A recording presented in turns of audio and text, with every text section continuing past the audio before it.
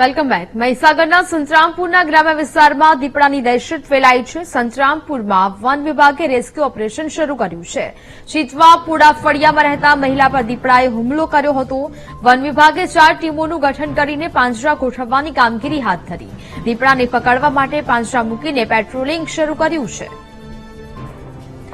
સંવાદદાતા વિશાલ ફોનલાઈન પર જોડાયા છે। વિશાલ, મહીસાગરના સંતરામપુરના ગ્રામ્ય વિસ્તારમાં દીપડાની દહેશત ફેલાઈ છે। વન વિભાગે કામગીરી હાથ ધરી છે, શું વિગતો?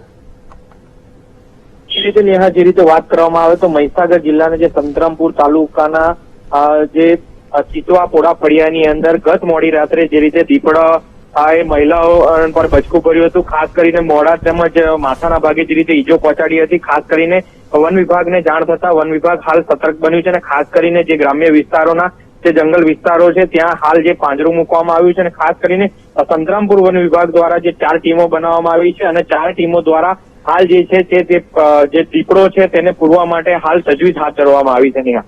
બિલકુલ વિશાલ, જાણકારી બદલ આભાર।